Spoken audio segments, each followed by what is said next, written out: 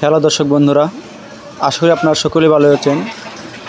আমিও ভালো আছি। আজকে আপনাদের মধ্যে একটি সমস্যা নিয়ে বলবো।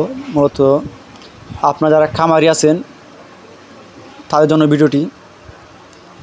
অনেক খামারিরা অসতর্কতার কারণেই অনেক বাছুর অকালে মৃত্যুবরণ করে।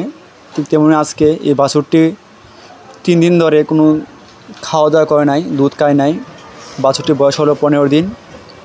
খামারিরা তো খেয়াল করেন নাই, যার কারণে বাছুরটির সমস্যা হয়েছে। এখন 3 দিন না খাওয়াতে বাছুরটি অনেক দুর্বল হয়ে যায় এবং আপনার তাপ হোল্ড হয়ে গেছে, মানে একবার তাপ কমে গেছে শরীর থেকে।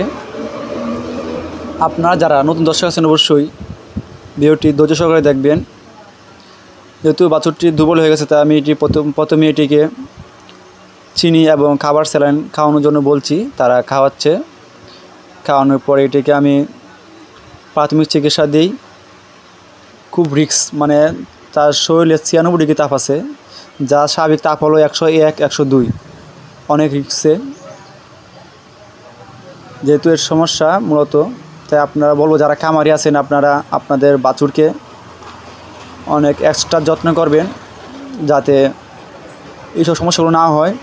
কারণ আজকে একটি বাছুর আগামী দিনে একটি ভালো গাভী বা একটি ষাঁড় হবে।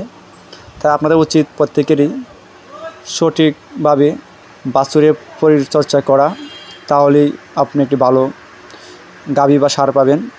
ধন্যবাদ সবাইকে। ভিডিওটি ভালো লাগলে অবশ্যই লাইক কমেন্ট করবেন। সকলকে ধন্যবাদ।